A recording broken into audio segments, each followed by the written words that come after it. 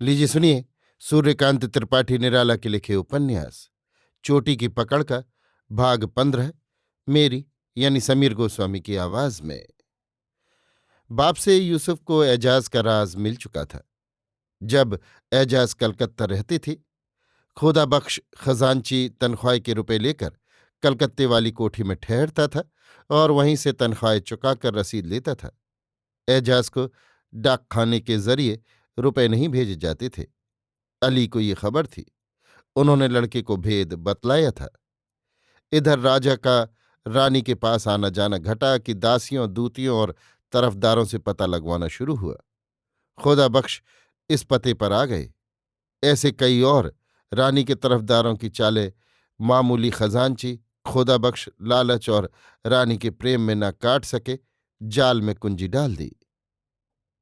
प्रेम की कहानी बहुत कुछ पहली जैसी, इसलिए घटना और दुर्घटना का बयान रोक लिया गया। इसी समय उनके भाग्य के आकाश पर दूसरा तारा चमका। एजाज के मकान से चलकर यूसुफ राजधानी आए और बाजार में ठहरे। भेस बदले हुए प्रभाकर को देखकर चौंके। दुकान में एक जॉकेट सिला रहे थे। शाम के बाद से प्रभाकर का पता न चला। मैनेजर ने बुलाया है। एक अजनबी आदमी से कहलाकर राह पर मिले और मैनेजर ने भेजा है कहकर भाव ताड़ने लगे। खजांची की कुंजी हाथ से छूट चुकी थी। कलेजा धड़का। डर कर संभले। हम आपका भला कर सकते हैं, यूसुफ ने कहा। खुदा बख्श रानी की मैत्री की ताकत से आगंतुक को देखते रहे। आपका राज बिगड़ा है, मान जाइए। खुदा बख्श का दिल बैठ गया। मैनेजर उससे बड़ा है, कुछ गड़बड़ मालूम हुई हो, सोचकर दहले। उठा के कह दें, पर संभाल लिया। यूसुफ ने कहा, आपको अब मैनेजर के पास न जाना होगा। हम ही उनकी मार्फत आपसे मिलने आए हैं। उनसे हमारा हाल मालूम करने की हिमाकत न कीजिएगा। हम सरकारी, आप हमसे फायदा उठा सकते हैं, फिर हम भी मुसलमान हैं। खजांची को बहुत खुशी न हुई, क्योंकि एक फायदा अभी पूरा पूरा नहीं उठा पाए थे। फिर भी ये सोचकर कि आगे क्या आने वाला है और खुदगर्ज अपनी ओर से फायदे में ला रहा है, बात सुन लेनी चाहिए। यूसुफ जानते थे कहकर भी राज निकाला जाता है। अगले सवाल से काम हासिल होगा। कहा, हमें आपसे राज मिलता रहना चाहिए। हम आपकी निजी उलझनों की मदद करेंगे। खुदा बख्श को जी मिला। पूछा, जनाब का निजी और भी कुछ अगर मालूम किया जा सके? बाद को जब गठ जाए, आप समझे। हम कोई माजरा क्या है? वो ये कि एजाज से सरकार की तरफ से सिखाई औरत भेजकर ये मालूम करना है कि क्या हालात है। बस अपनी तरफ से आप भी पता लगाएं कि सरकार के खिलाफ क्या कार्रवाई है। मुसलमान और नीची कौम वाले हिंदू मिट्टी में मिल जाएंगे। आप याद रखिए, पहले किसी नीची कौम वाले को फंसाइए। खजांची को जंच गई। भड़क कर कहा, कुछ पता भी है आपका? अभी नहीं। अस्सलाम वालेकुम, ख्याल में रखें। वालेकुम। प्रभाकर बैठा था। यूसुफ ने अतिथि भवन की बैठक में झांका। कहा, आपसे मिलने के लिए मैनेजर साहब खड़े हैं। प्रभाकर चौंका, देखकर चुपचाप बैठा रहा।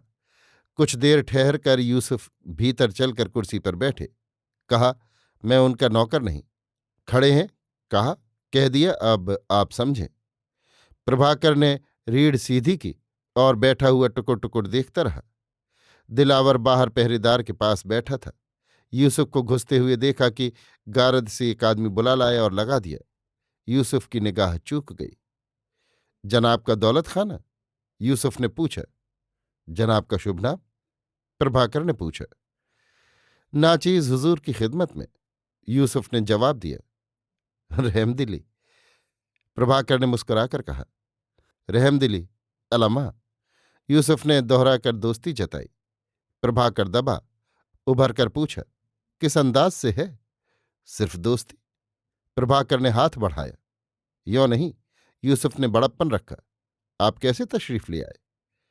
ये तो आपको मालूम हो चुका है। कहाँ? ये भी मालूम होगा। कुछ भी नहीं बदला हुआ नजर आया। आपका मतलब? मैंने कहा, कुछ आपसे हल हो। आप तो जवाब नहीं देते। प्रभाकर चुप हो गया। आप बड़े सयाने पर खुलकर रहेगा। प्रभाकर को ताव आया, पर संभाल लिया। इसी समय दिलावर घुसा। यूसुफ के पीछे आदमी लगा रहा।